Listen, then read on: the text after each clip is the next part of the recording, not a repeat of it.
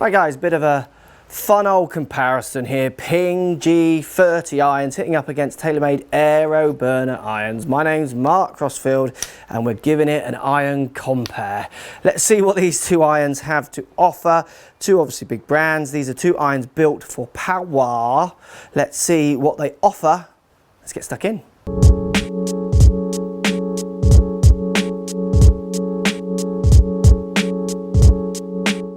Right guys, TaylorMade AeroBurner against Ping G30. So I've got two 6 irons here. First off, they're the same length. Both are exactly the same as standard length off the racks. You get 25 point something loft on the 6 iron of the AeroBurner.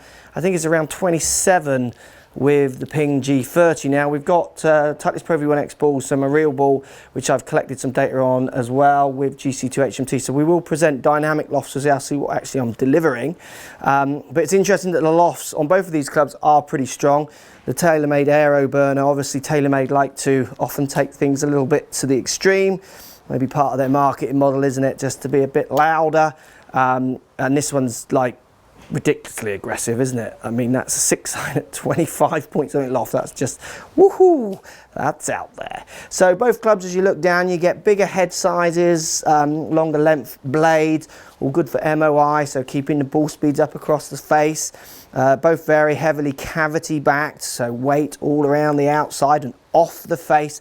Again, trying to help with those off center hits, trying to keep that ball speed more constant across the face. The ball speed will always drop down across the face, but they're trying to keep it from dropping down too much, which you might get more from, say, a traditional bladed iron, is the theory.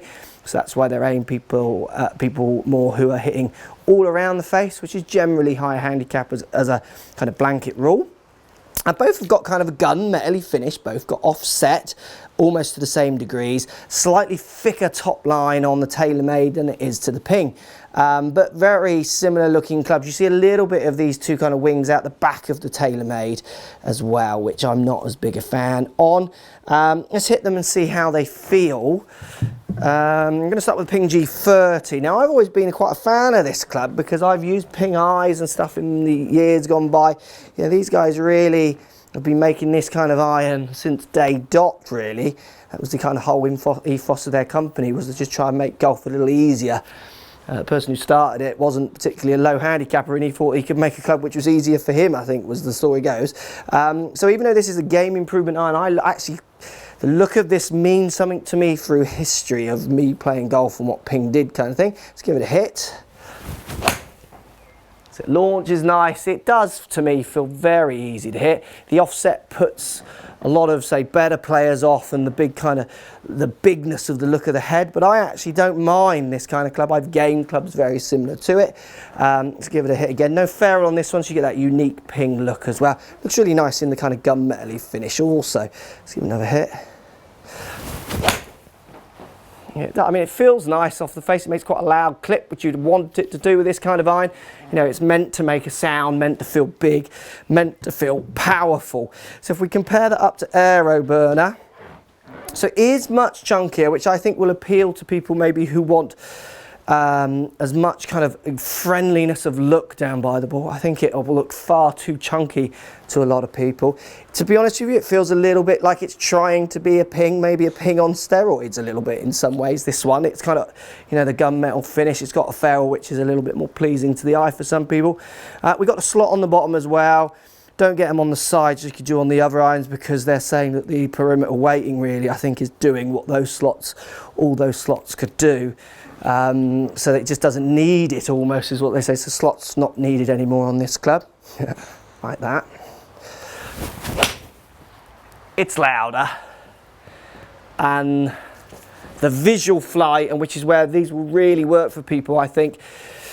You know, this is a launch monitor era. Most people are getting fitted on launch monitors and what have you nowadays, and get buying clubs and getting some kind of distance numbers, and distance really does sell. All the manufacturers latch onto that word, and because of where the lofts and the way this club is jacked, you do feel like they can sell this club because it will tick boxes for some people.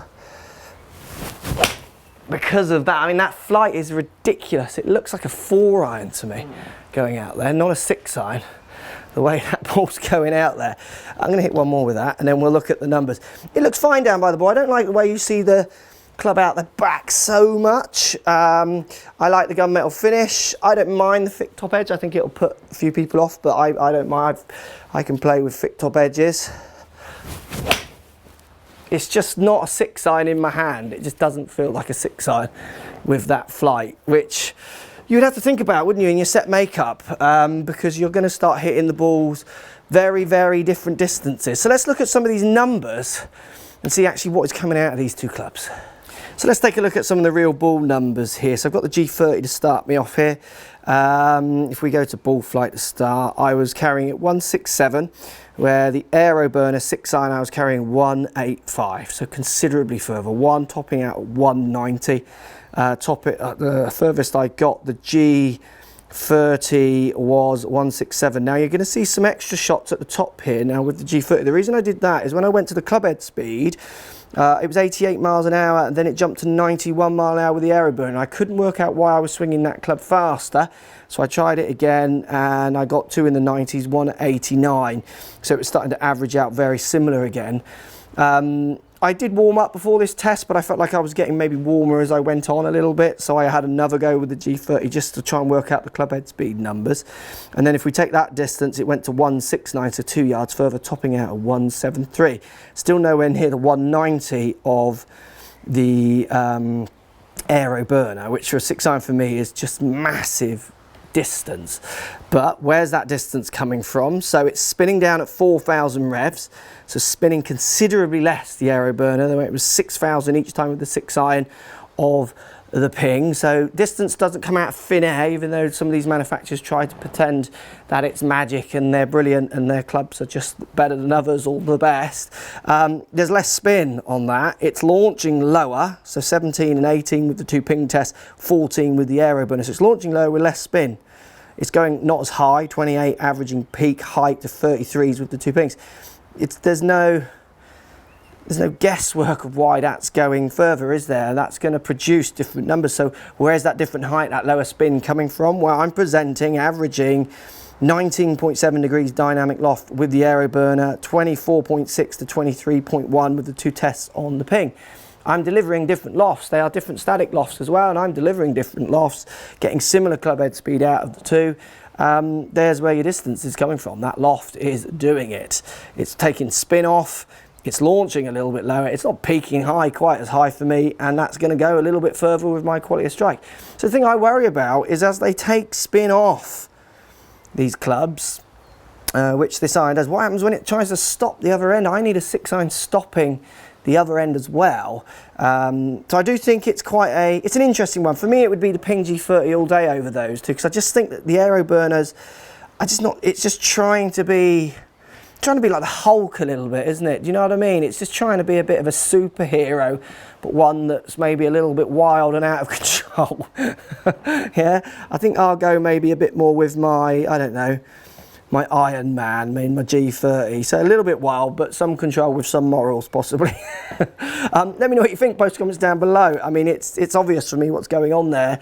Let me know what you think. I know these tests always give some very interesting connections. Some of the comments are interesting, the way people connect some of the data to some things. But for me, it's just very obvious to see. But do post comments down below. I'd love to hear what you have to say. Which one would you go for? Thanks for watching. Subscribe to my YouTube channel for loads more videos. Find me on Instagram at Crossfield Mark. Also on Twitter at 4golfonline.